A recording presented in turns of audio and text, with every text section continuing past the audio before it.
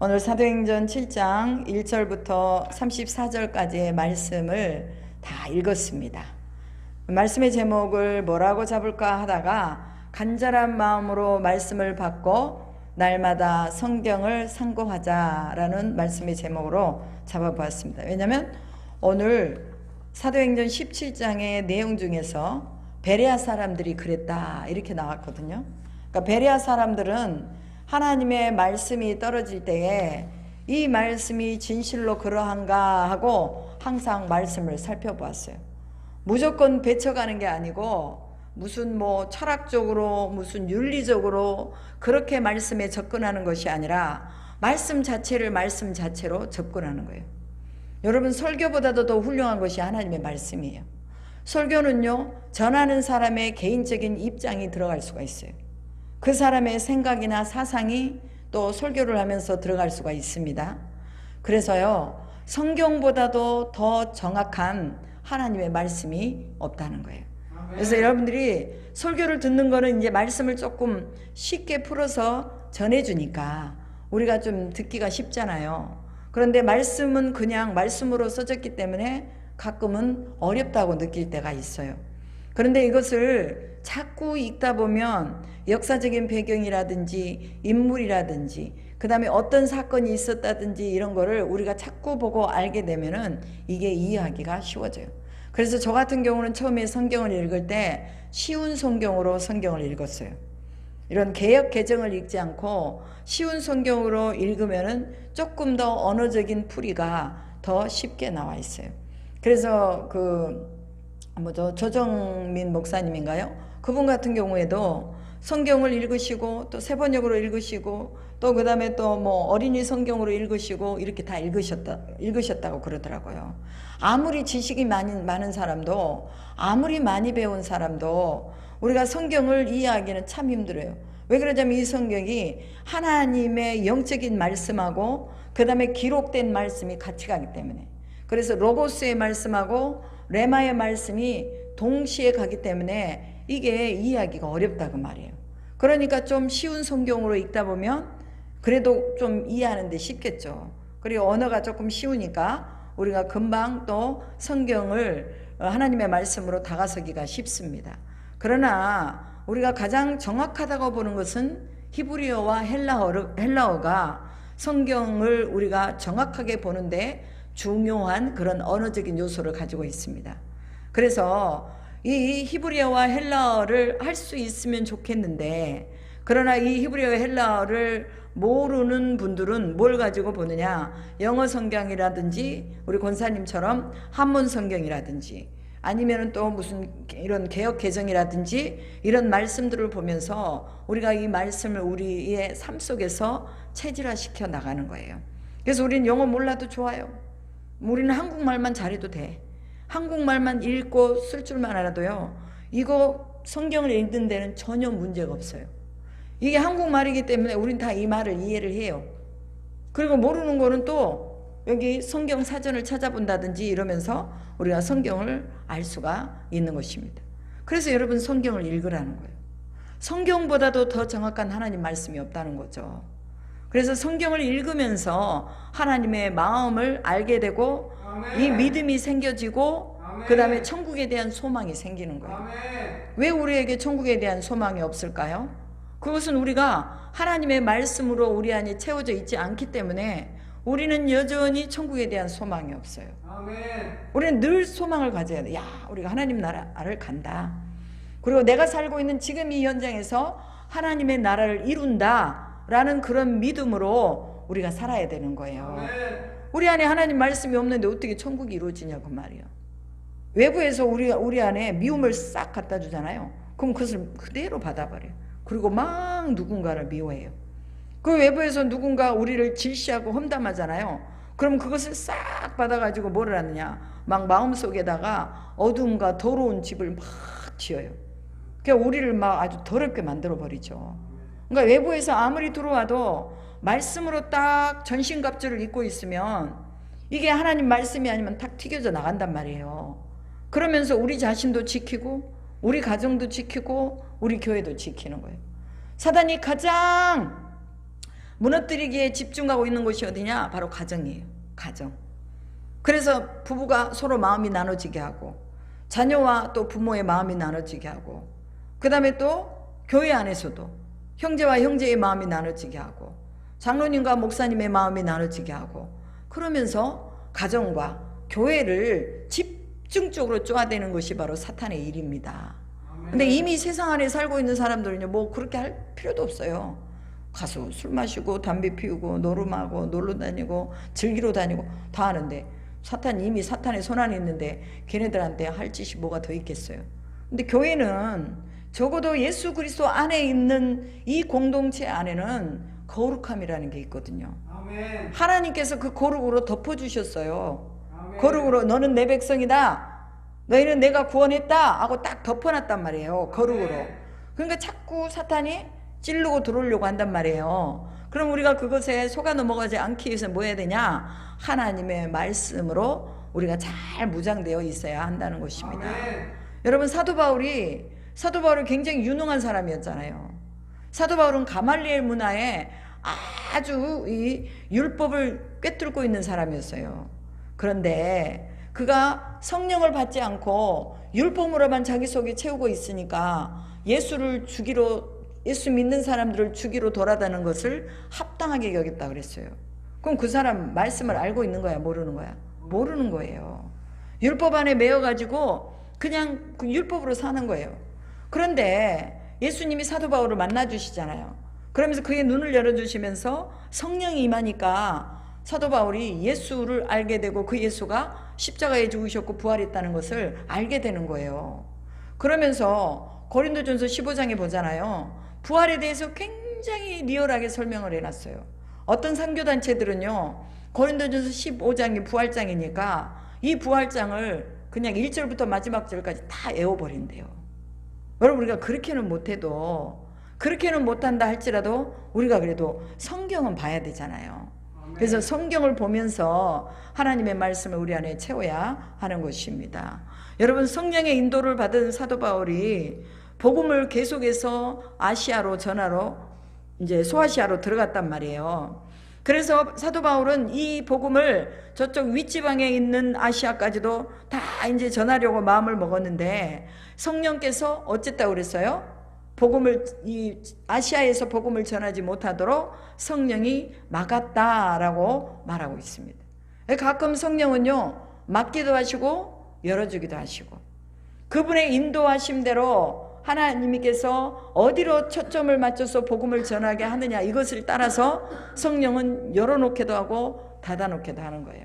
그래서 우리가 계획을 세웠지만, 그러나 복음 전하려고 하는 이 계획, 교회가 가지고 있는 이 한 해의 어떤 계획들, 그리고 나 자신의 인생에 대한 모든 프로그램과 계획들이 짜여져 있다 할지라도 성령께서 아니다, 그렇게 하면 안 된다, 이렇게 해라 하고 운행하시면은 우리는 누구의 음성을 따라가야 돼요?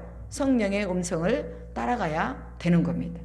그래서 1차 전도여행 때도 마찬가지고 2차 전도여행 때도 마찬가지고, 바울이 계획을 세웠으나 하나님이 그것을 이루셨다는 것을 우리는 성경을 통해서 보고 있죠. 그러면서 이 16장에서는 사도 바울이 아시아 쪽으로 가서 복음을 전하려고 했는데, 성령의 막음으로 인해서 성령이 어디를 보여준 거예요? 마게도냐 지역을 보여주셨다 그럽니다. 이 마게도냐 지역은 유럽으로 가는 관문이에요. 관문. 유럽 하면 어디예요? 유럽 하면 뭐 그리스라든지, 그 다음에 저쪽 뭐 독일이라든지 영국이라든지 이런 나라들이 다 유럽이거든요. 그런데 유럽으로 복음을 전하러 가게 하셨다, 이렇게 성경이 기록하고 있단 말이에요. 그러면은 하나님께서 작정하신 복음의 여정이 있다는 것을 우리가 알 수가 있습니다. 여러분, 왜 이 지역에다가 우리 교회를 세우셨을까요?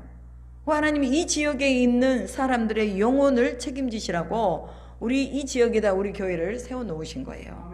그럼 교회는요, 그 지역의 영적인 이 영적인 부분을 감당하는 그런 장소입니다. 그래서 교회를 통해서 뭐라는 거예요? 어둠이 떠나가는 거예요. 이 지역을 잡고 있는 어둠의 세력들이요, 우리가 기도하면 떠나가는 거예요.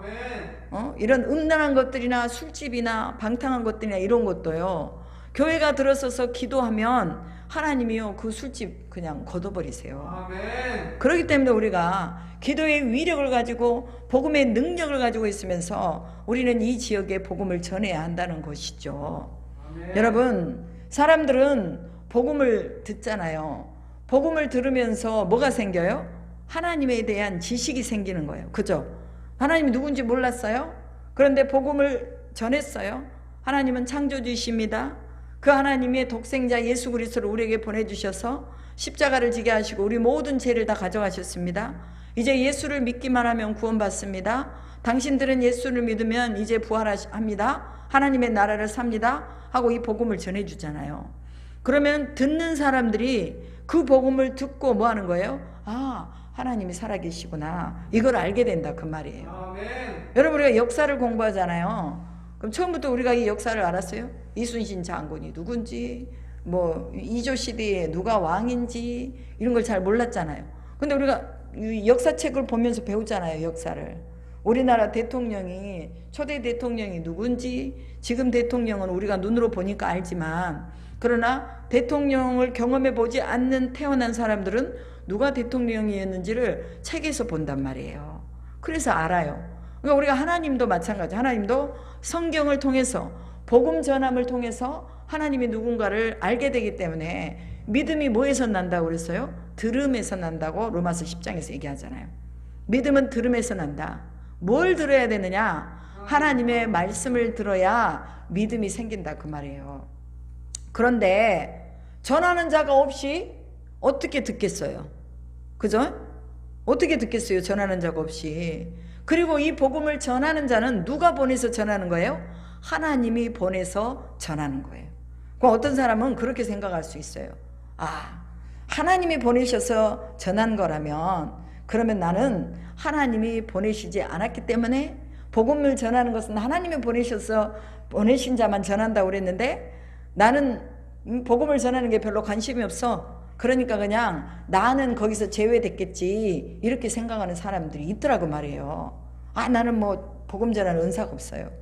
나는 전도하는 은사가 없어요. 이렇게 말. 여러분, 전도 은사 아닙니다. 전도는 명령이에요. 명령. 하나님이 하라고 하신 명령이에요. 땅끝까지 내가 너희와 함께 하겠다고 하는 보증 수표를 주는 것이 바로 뭐야? 이 전도라는 거예요. 전도할 때 힘이 있는 거예요. 전도할 때 하나님의 말씀이 들어오는 거죠. 그렇기 때문에 하나님이 명령하시면 우리는 그것을 순종해야 되는 것입니다. 여러분, 우리에게 십자가와 부활의 능력이 있잖아요. 여러분에게도 다 있어요. 그런데 십자가와 부활의 능력을 어떻게 하면 더 키울 수 있느냐? 그것은 우리가 복음을 전할 때 그 십자가의 능력과 부활의 능력이 우리에게 오는 거예요. 내가 믿음이 없어. 아, 난 믿음이 없어서요. 전도하는 게 좀 힘들어요. 아예 그냥 때가 되면 하겠죠. 이런 사람 절대로 믿음이 자라지 않습니다. 믿음을 키우려면 어떻게 해야 되느냐? 내가 믿음이 없어도 나가서 예수 믿으세요. 예수님이 당신의 주인이십니다. 왕이십니다. 이렇게 전하잖아요. 그러면 전하는 내 그 입술을 통해서 뭐가 들어오느냐? 내 안에 믿음이 들어온다니까요. 아멘. 저는 그걸 참 많이 경험해요. 예전에 내가 믿음이 없을 때 교회에서 전도하러 나가자고 그래요. 그러면 제가 이제 그때 신학교 다닐 때니까 전도하러 나가자고 그러면 막 두려워. 아, 또 내가 나가서 사람들이 나를 거부하면 어쩌나. 또 이 복음을 받아들이지 않으면 어쩌나. 이런 마음이 있었어요. 근데 우리 거기 같이 우리 사역하시는 목사님께서 괜찮아. 하나님이 알아서 하시니까 그냥 우리 나가서 순종하면 돼 하고 우리가 다 같이 청년들이 나가서 복음을 전했단 말이에요. 그런데 복음을 전하고 돌아오는 길은요 항상 기쁘더라고. 아, 하나님이 나한테 즐거움이 기름을 주시는구나. 복음을 전하고 돌아오면은 내 마음에 막 믿음이 확 자라는 것 같은 그런 느낌이 드는 거예요. 그러면서 한 해 지나고 두 해 지나니까 나도 모르게 그것이 내 몸의 습관이 돼버린 거예요. 그래서 사람들 만나면 예수 믿으십니까? 먼저. 예수 믿는 사람들은요 먼저 말을 건네야 돼요. 아멘. 버스에서 아멘. 앉아있는데도요 인사도 안 해. 가만히 인사도 안 하고 도착할 때까지 그냥 버스 타가지고 아무 소리 안 하고 그냥 가. 이게 세상 사람들이에요. 근데 우리 예수 믿는 사람들은요 처음 본 사람도 안녕하세요. 어디서 오셨어요? 예수 믿으시나요? 이러면서 제가 예수님을 소개하고 싶어요. 예수님 믿으면 좋은 일이 많이 일어납니다. 이러면서 우리는 얘기할 수 있잖아요. 그럼 우리가 먼저 그렇게 다가서서 얘기를 해주는 거예요. 여러분, 사도 바울이 복음을 전하러요, 이 아시아로 가서 이제 마게도니아 지역으로 들어가잖아요. 원래 이 사도 바울이 1차 전도 여행 때 루스드라에서 어마어마한 일이 있었잖아요. 한 번도 걸어보지 못한 사람이, 사도 바울이 그 사람을 자세히 보니까 바울이 복음을 전하는데 이 사람이 굉장히 집중적으로 듣고 있는 거예요. 한 번도 걸어보지 못한 사람에게 소망이 있을까요, 없을까요? 소망이 없겠죠. 아, 나는 이제 다 된 인간이다. 나는 사람들도 알아주지도 않고 나는 내 인생이 아주 참 다 망가졌다. 그래, 내겐 소망이 없다. 이렇게 생각했겠잖아요. 그런데 사도 바울이 이 얘기를 가만히 듣고 보니까 자기 속에 소망이 생긴 거예요. 아, 저분의 얘기를 들어보니까 저분이 말하는 예수를 믿으면 내가 육체적으로는 이렇게 이 다리를 쓰지 못하지만, 그러나 내가 예수를 믿으면 나도 부활하겠구나. 예수님이 부활했다고 말하거든요. 그러니까 나도 부활하겠구나. 그러면서 이분이 속에 막 소망이 생긴 거예요. 그거를 바울이 본 거예요. 보고는 당신 안에 구원받을 믿음이 있다. 이걸 딱 보게 된 거죠. 그러면서 일어나서 걸어라 딱 말했더니 이 사람이 갑자기 벌떡 일어나가지고 일어나서 걸었단 말이에요. 여러분, 사도 바울이 누구에게 명령한 거예요? 그 사람의 믿음에게 말한 거예요. 여러분, 우리 안에 믿음이 있으면요, 하나님의 말씀이 우리 안에 와요. 하나님의 말씀이 오면서 이 말씀이 우리 속에 있는 이 믿음으로 딱 부딪혀 오면서 뭐가 일어나느냐? 기적과 이적의 역사가 일어나는 거예요. 아멘. 그렇기 때문에 우리가 뭘 가지고 있어야 돼요? 믿음을 가지고 있어야 돼요. 말씀을 들을 때도 똑바로 쳐다보면서 목사님이 무슨 말씀 하시는가 자세히 들으면서 이 말씀을 내 것으로, 아멘으로 우리 창순이 형제처럼 그렇게 받아야 한다는 거예요. 아멘. 여러분, 바울이 명령한 건 뭐냐? 그 사람 속에 있는 믿음에게 명령한 거예요. 오늘도 예수님이 우리에게 찾아오셨어. 성령이 우리에게 오셨어. 우리 안에 믿음이 없어. 그러면은 말씀을 하시겠어요, 안 하시겠어요? 말씀 안 하시고 그냥 스쳐 지나가 버린다니까요. 성령이 오셔서 우리에게 좋은 선물을 주시려고 해도 우리 안에 믿음의 그릇이 준비되지 않으면 믿음을 통해서 또 믿음이 점점 믿음의 씨앗이 있어야 믿음이 계속 자라잖아요. 그게 없으면 우리 안에 그냥 스쳐 지나가는, 이게 바로 아덴에서 있었던 일이에요. 아덴 사람들이 철학적으로나 또 어떤 지식적으로나 굉장히 고지식한 사람들이에요. 이 사람들은 유대인의 회당에서는 또 거기에서도 유대인들끼리 또 철학을 얘기하고, 그 다음에 시장의 어귀에서 이런 데서도 사람들이 앉으면은 철학을 얘기하는 거예요. 뭐 에피쿠르스 학파, 스토아 학파, 뭔 학파들이 다 있어. 에피쿠르스 학파가 얘기하는 것은 바로 어떤 그러니까 하나님에 대한 존재, 이 하나님에 대한 존재 자체도 이것은 어떤 원자에 의해서 만들어진 그런 존재다. 그러니까 이 신도 또한 뭐했다? 만들어졌다라고 얘기를 하는 거예요.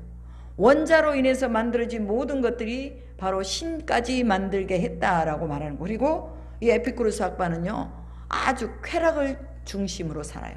그래서 자기가 행복하면 되는 거예요. 자기가 행복하면 돼. 그러니까 그냥 자기 행복하자고 뭐 이렇게 자기 중심으로 사는 거죠. 한마디로 말하면 육체적인 쾌락, 정신적인 쾌락. 내가 행복하면 그냥 모든 게 다 오케이야. 그게 아니잖아요. 그런데 이 사람들은 그걸 쫓아가. 그럼 스토아 학파들은 어떤 사람들이냐? 이 사람들은 또 굉장히 이성을 가지고 논리를 가지고 얘기하는 사람들이에요. 그리고 이 스토아 학파는 금욕주의자들이야. 그래서 금식도 많이 하고 자주 해요. 그리고 또 한편으로는 또 자기들 나름대로의 어떤 어떻게 신관을 정해놓고 그것을 향해서 또 살아가는 사람들, 이런 사람들이 바로 스토아 학파예요. 근데 아덴에 가보니까, 바울이 보니까, 야, 얘네들 하나님이 없는 인생들이잖아요. 아덴이 아테네거든요. 아테네. 이 아테네 사람들이 보니까 철학은 굉장히 높은 것 같은데 하나님에 대한 신인식이 없는 거예요. 그러니까 이 사도 바울이 들어가가지고 아덴 사람들에게 뭐라고 말하냐면, 당신들은 범사에 종교심이 많은 사람들이다, 이렇게 말해요. 여러분, 아덴 사람들도 종교심이 많지만요, 우리 대한민국 사람들도 종교심이 많아요. 그래서 이 종교심을 가지고 뭐라냐, 절에 다녀. 종교심을 가지고 또 교회 와도 교회로 와. 그러니까 살아계신 하나님을, 한 분 유일하신 하나님을 믿으려고 오는 게 아니라 좀 자기가 이 종교를 가지게 되면 자기 마음에 좀 평안을 찾아보려고. 그래서 교회 나온단 말이에요. 어떻든 이렇게 나오든 저렇게 나오든 교회에 나와서 하나님을 만나는 것은 아주 귀한 일입니다. 그렇기 때문에 우리가 늘 전도를 하면서 하나님께 나오도록 그렇게 하는 거죠. 그래서 우리 안에도 다 종교심이 있어요. 그런데 그 종교심을 가지고 주인을 잘못 찾아가니까 그게 문제라 그 말이에요. 우리 인생의 주인, 이 온 우주 만물의 주인은 누구냐? 하나님이에요. 하나님을 찾아가서 만나야 진짜 그 종교심이 제대로 된 종교심이에요. 근데 하나님을 안 만나고 뭐 석가를 만난다든지 아니면 또 뭐 무슨 힌두교를 만난다든지 무슬림을 만난다든지 이러면은 이것은 그 종교심이 빗나간 종교심이라 그 말이에요. 아멘. 오늘 우리가 교회를 나와도 우리가 가지고 있는 이런 종교심으로 우리는 누구를 만나야 돼요? 하나님을 만나야 돼요. 아멘. 여러분들이 사람 바라보고 뭐 어떤 권사님, 장로님, 집사님, 목사님 바라보고 교회 나오지 말고 누굴 바라보고 나오라고요? 하나님을 바라보고 나와야 된다. 그러면서 사도 바울이 뭐라고 하냐면 내가 두루 다니면서 당신들이 위하는 것들을 보다가 알지 못하는 신에게라고 써진 글귀를 봤습니다. 그런데 그 알지 못하는 신이 누군가 내가 지금 이 시간에 당신들에게 가르쳐 주겠습니다. 이렇게 말하는 거예요. 그래서 이제 바울이 설명하죠. 우주와 그 가운데 있는 만물을 지으신 하나님께서는 천지의 주제이시니 손으로 지은 자에 계시지 아니하고, 그러니까 당신들이 만들어 놓은 그런 어떤 손으로 만들어 놓은 곳에 하나님이 그곳에 계시지 않는다 이렇게 말하죠. 또 무엇이 부족한 것처럼 사람의 손으로 섬김을 받으시는 것이 아니니 이는 만민에게 생명과 호흡과 만물을 친히 주시는 이심이라 이렇게 말합니다. 이게 하나님이 뭐가 부족해서 너희들한테 야 나 뭐 좀 줘 하고 그걸 달라고 하기 위해서 하나님이 존재하는 분이 아니라는 거예요. 왜? 하나님은 천지와 만물을 다 만드신 분이에요. 그분은 늘 넉넉하신 분, 그분은 늘 가지고 계신 분, 그분에게서 모든 좋은 것들이 다 나와. 근데 하나님이 인간에게 뭘 더 좋은 것을 받을 필요가 있어요, 없어요? 없으신 분이라 그 말이에요. 근데 사람들은 자꾸 오해를 해요. 하나님에게 뭔가 내가 좋은 것을 주면 하나님이 기뻐하시겠지. 그리고 나한테 복을 주시겠지. 여러분, 이 루스드라에서요, 이 사도 바울이 내 발로 일어서서 걸으라 했던 그 걸음의 명령이 그 사람 속에 있는 믿음에게 명령한 거라 그 말이죠. 오늘 우리가 그런 믿음이 있어야 됩니다. 그래서 하나님이 우리 가운데서 또 이 복음의 능력이 올 때에 또 바울이 복음을 전하면서 그 루스드라에서 또 누구를 예비하신 걸 봐요? 디모데를 예비하신 걸 보잖아요. 디모데도 루스드라의 그 더베와 루스드라의 사람이거든요. 그런데 2차 전도여행을 가서 보니까 그곳에서 1차 때 사도 바울이 복음을 전했는데 그곳에서 디모데라는 청년이 믿음이 아주 굳건해져서 이제 그리스도의 제자로 세워져 있더라 그 말이에요. 여러분, 복음을 전할 때는요, 분명하게 하나님이 또 뭘 주시느냐? 열매를 주신다는 것을 기억하시기 바랍니다. 그래서 이 사도 바울처럼 또 구약의 선진들처럼 우리가 하나님 앞에 기도의 시간을 딱 맞추고 하나님 앞에 세워져야 돼요. 가야 됩니다. 우리의 인생을. 그래서 기도하는 시간을 딱 따로 떼어 놓는 거예요. 사도 바울도 마찬가지로 기도하는 시간을 찾아서 그 기도를 하잖아요. 다니엘도 마찬가지로 기도하는 시간을 찾아서 또 기도를 하는 것을 볼 수 있습니다.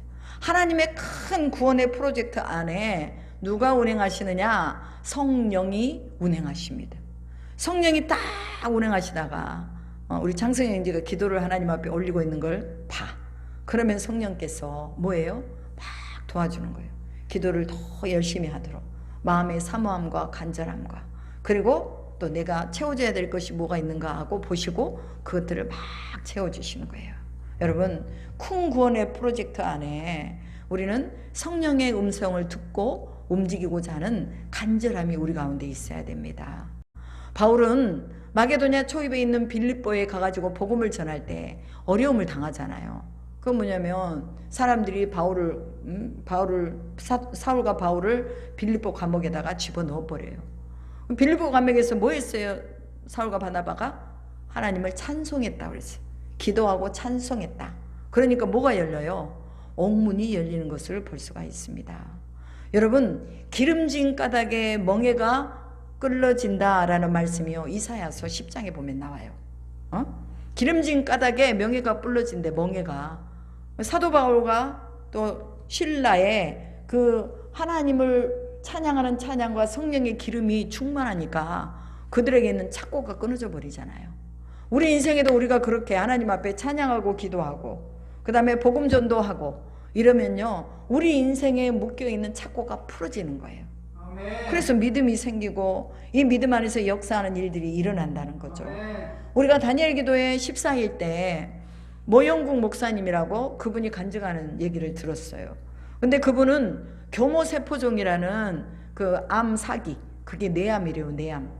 뇌암이 오면은요, 기억도 없어지고 이제 뇌에 문제가 생기니까 눈도 안 보이고 그 다음에 또 뭐예요? 뇌졸중 같은 거 있잖아요. 그런 거는 이런데 마비가 오잖아요. 그러니까 손도 안 올라가고 이제 오른쪽 손이 안 올라가는 거야. 이 오른쪽으로 다 마비가 와버리니까.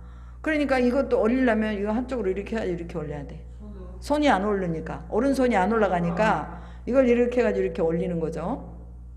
그렇게 사는데 일단은 뇌가 문제가 생기니까 기억력도 없어져.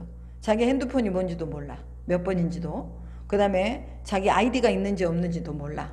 그러면서 점점 이렇게 쇠퇴해지고 또 의사는 당신 1년 안에 이제 죽을 수도 있습니다. 그러니까 준비하십시오. 이랬단 말이야.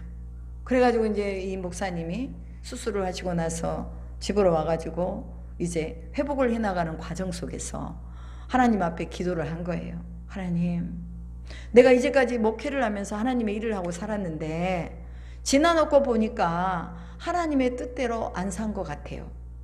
그러니 하나님, 나를 한번 다시 살려주신다면, 나를 한번 다시 살려주신다면 내가 하나님의 뜻대로 목회를 하고 싶습니다. 그러면서 하나님 앞에 간구를 했단 말이에요.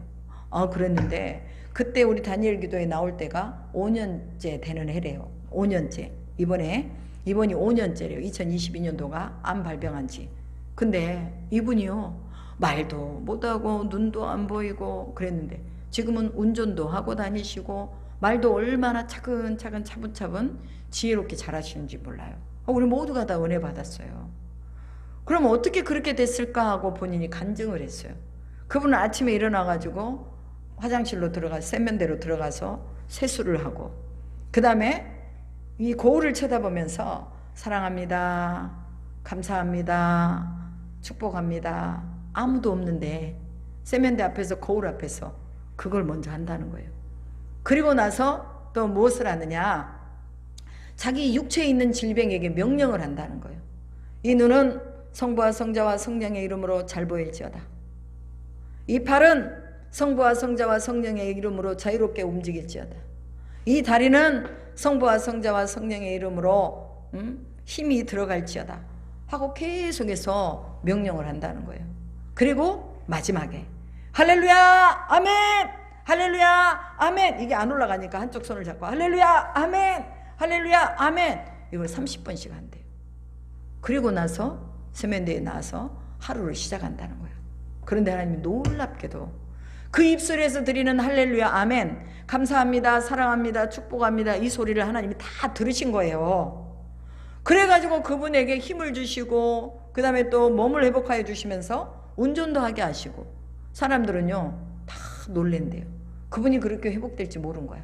저러다가 천국 가시겠구나 이렇게 알았는데 지금까지도 살아계시면서 목회를 잘하고 계신다고 말이에요. 오히려 자기가 건강했을 때보다 더 아팠을 때에 성도를 향한 사랑이 더 깊어지고, 성도들 손이라도 한 번 더 잡아주고, 괜찮아, 건강하니까 괜찮아, 다 잃었어도 당신 건강하니까 괜찮아, 위로할 수 있잖아. 왜? 자기는 다 잃었잖아. 몸도 다 잃고 아프잖아요.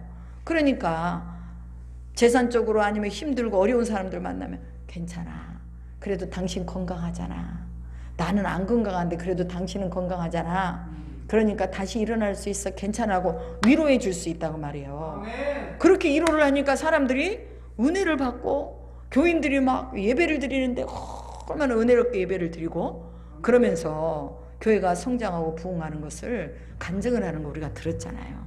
그럼 마찬가지예요. 여러분, 우리도 우리의 삶에서 진정한 감사, 진짜 하나님 너무 감사합니다. 사람을 보면 사랑합니다, 축복합니다. 이것이요, 진심에서 우러나오는 이런 진심이 되도록, 이것이 바로 뭐냐, 고난을 당한 후에 이 진심이 나오더라 그 말이에요. 아멘. 그 목사님이 그렇게 말씀하셨어요. 그래서 성경에도 고난 당하는 것이 내게 유익이다 이렇게 말씀하셨어요. 아멘. 그리고 현재의 고난은 장차 우리에게 나타날 영광과 좋게 비교할 수 없다고 말씀하셨어요. 그리고 고난을 통해서 순금같이 나오리라 라고 말씀하셨어요. 시편의 기자는요, 이 고난을 통해서 고난 중에 하나님의 말씀을 바라봤더니 그 말씀이 나를 살렸다라고 그렇게 시편에는 또 고백하고 있습니다. 하나님은 발과 실라를 감옥으로 보내서 간수와 그의 가족을 구원하게 하시는 하나님의 프로젝트를 이루는 것을 보죠. 고난은요, 오늘 우리가 살고 있는 이 삶에서의 고난은 하나님의 프로젝트를 이루는, 그 프로젝트 안에 있는 이 여정이라는 것을 우리가 기억해야 되는 것입니다. 그리고 이제 바울과 실라가 어디로 가요? 데살로니가로 가잖아요.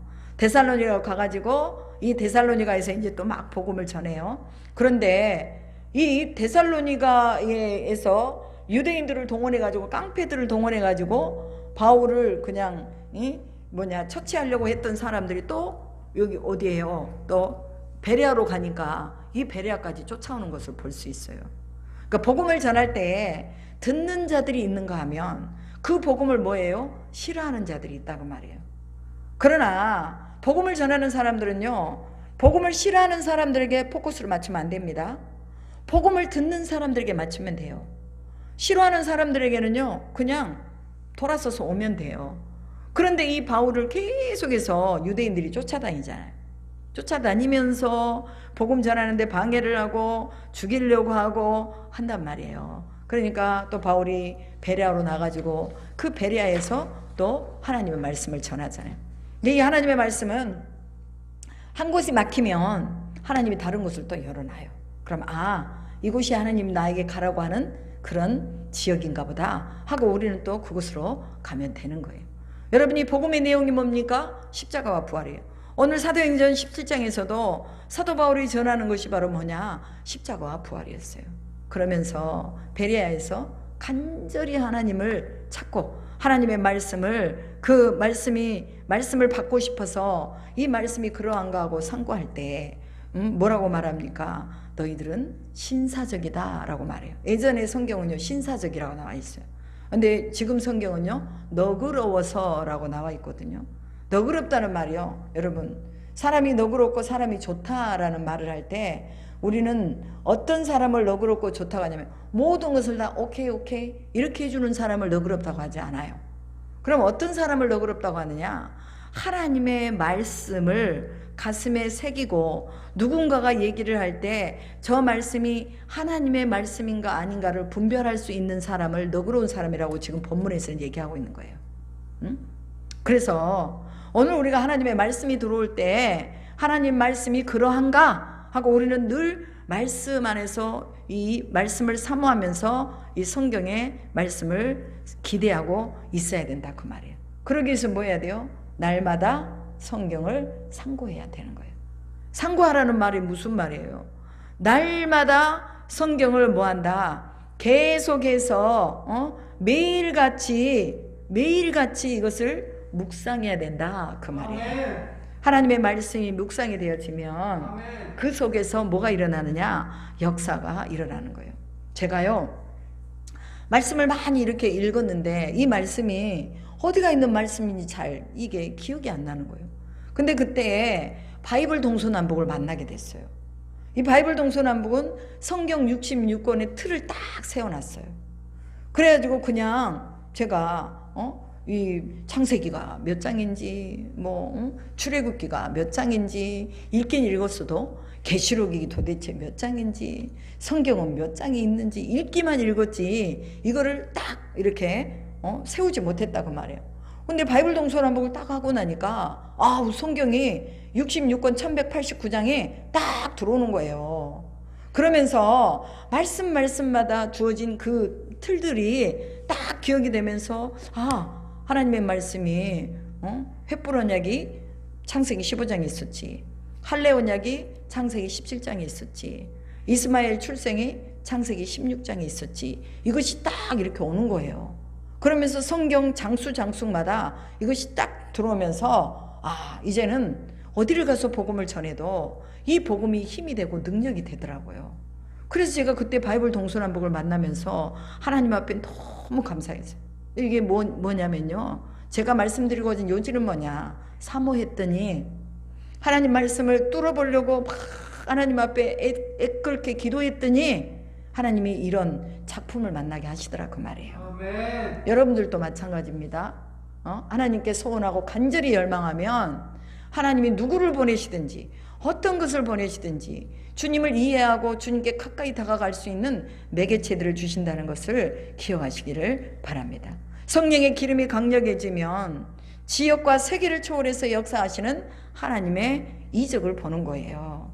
그래서 이 아덴에서 전했던 사도 바울의 이 말씀이 곧 뭐예요? 하나님이라는 거예요.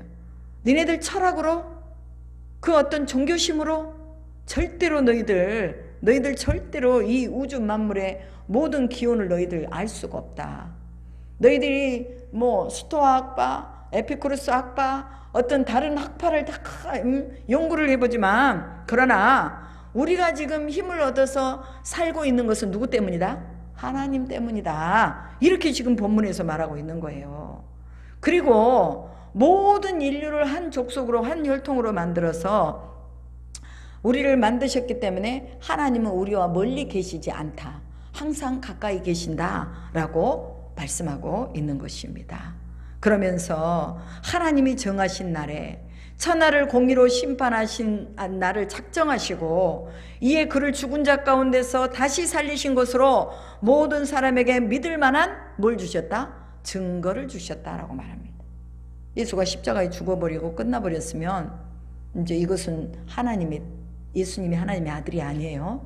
근데 예수님이 십자가에 죽으셨다가 다시 살아나셨어요. 부활하셨어요. 하나님의 아들로 인정되신 거예요. 사람이 죽었다가 부활했어요. 이게 바로 하나님의 아들로 인정이 된 거예요. 오늘날 우리도 마찬가지예요. 우리가 죽으면 죽음으로 끝나지 않고 뭐가 와요? 부활이 와요. 그럼 우리 부활의 영광 안에서 이제 하나님의 나라에서 영원히 거기서 사는 거예요. 천국에서. 그렇기 때문에 우리는 이제 이 복음이 누구에게 전해져야 돼요? 우리 가는 곳곳마다 바울이 전했던 것처럼 그렇게 복음을 전해야 된다는 거예요.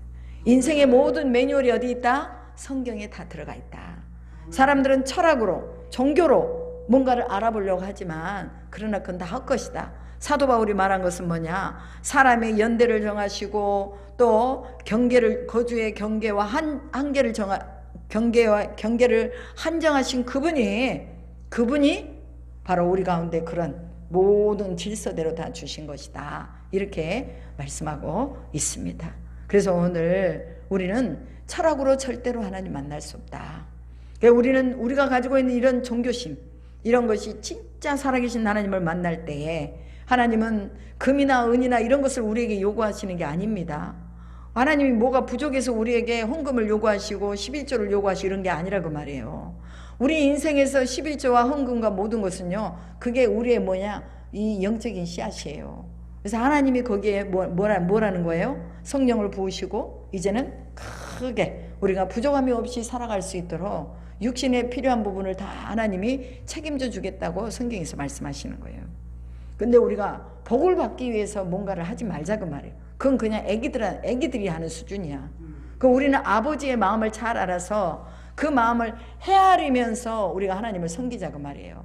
이거 해야 되니까 하고, 율법적으로 이거 하나님이 하라겠으니까 하고, 이게 아니라 하나님 말씀을 보면서 내가 자원해서 해야 되겠구나, 이건 하나님이 좋아하시겠구나, 이것을 보는 거죠.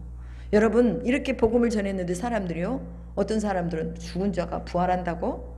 무슨 말도 안 같은 소리야? 그러면서 사도 바울의 말을 안 듣는 사람들도 있었고, 또 아덴에서 몇몇 사람들이 또 그 말을 듣고 하나님의 예수 그리스도를 구주로 영접하는 사람들이 있었어요.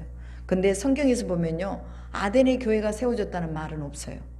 다른데 뭐 고린도라든지 빌립보라든지 갈라디아라든지 우리 성경이 다 보잖아요. 그런데 아테네 복음, 아덴 복음은 없잖아요. 그죠? 빌립보 선은 있어도 아테네 선은 없잖아. 그럼 이때 이 아테네에는 교회가 세워지지 않았다는 거예요. 왜? 사람들이 너무 철학에 심취해 있으니까 이 하나님의 말씀을 받을 수 있는 밭이 안 돼버린 거예요. 그러니까 바울이 이제 아덴에서 어디로 가냐면 고린도로 넘어가요. 고린도에서는 교회가 세워져요. 그래서 여러분, 성령이 오셔서요, 성령이 그냥 스쳐 지나가도록 만들지 말자 그 말이에요. 성령이 우리 교회에 오셨는데 이 성령이 그냥 우리 교회에 머물 수 있는 어떤 영적인 그런 기후가 없는 거야. 그러니까 성령이 그냥 다른 데로 가버려. 이러면 안 되잖아요. 우리나라에 성령이 오셨잖아요. 그러니까 우리나라가 영적인 이런 토양과 이런 기후가 안 되잖아요. 그럼 또 성령이 다른 데로 옮겨가시는 거예요. 여러분, 우리 가정 안에 성령이 오셨어요.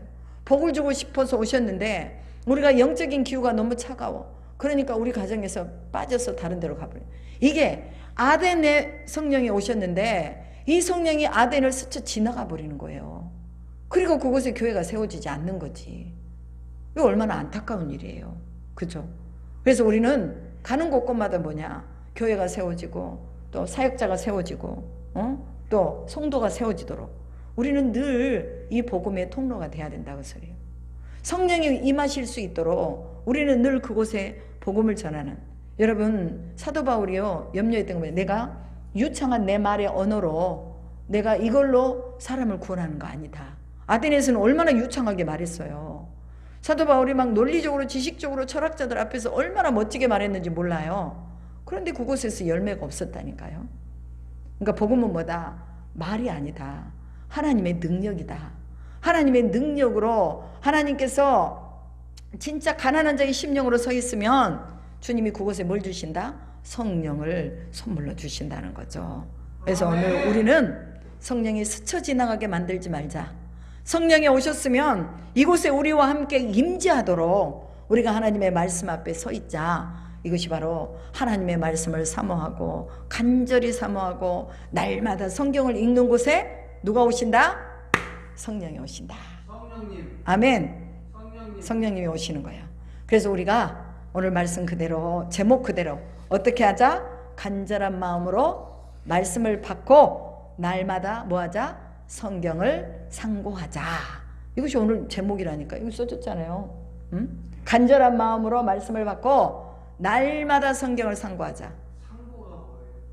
그것을 계속 되새기고 그 다음에 또 묵상하고 또 그 다음에 또 다시 보고 하자 그 말이에요. 성경 안 보면요 우리 다 영적으로 다 병들어요. 응? 병들어서 다 죽어. 그러면 사탄이 와가지고 계속 쪼아대 계속 쪼아대. 소망이 없는 자야. 너는 소망이 없어. 너는 가치가 없어. 계속 그렇게 하는 거죠. 그래서 우리가 하나님 안에서 말씀으로 깨어 있으면 사탄이 우리를 넘보지 못하는 거죠. 아멘. 그렇기 때문에 뭐 하자? 날마다 성경을 상고하자. 하루에 한 장 이상 읽고 때로는 3장 이상 읽어서 우리가 성경을 늘 우리 속에서 가까이, 시간만 나면 성경 쳐다보고 시간만 나면 기도하고 시간만 나면 전도하러 가고 시간만 나면 또 복음을 전할 사람을 찾아보고, 이것이 우리 안에 있기를 주님의 이름으로 축복합니다. 기도하겠습니다. 살아계신 아버지 하나님 감사합니다. 오늘 사도행전 17장을 통해서 바울의 전도 모든 그런 장소들, 그다음에 여정들을 보았습니다. 하나님, 복음을 사모하고 하나님의 말씀을 신실하게 날마다 그러한가 상고했던 베레아 사람들처럼 우리 교회도 또 우리 자신들도 하나님의 말씀을 간절히 사모하며 주의 말씀이 그러한가 상고할 수 있는 은혜를 허락하여 주시옵소서. 아버지 하나님, 또한 우리의 복음이 사람의 지혜나 말의 능력이 아니라 성령께서 이 복음을 전할 수 있도록 구원받을 자를 주님이 정하시고 또 구원받을 자를 향해서 저희를 보내실 수 있도록 늘 말씀에 충실한 저희 모두가 되게 하여 주시옵소서. 그렇게 하실 줄 믿고 감사드리며 우리 주 예수 그리스도의 이름으로 기도드립니다. 아멘.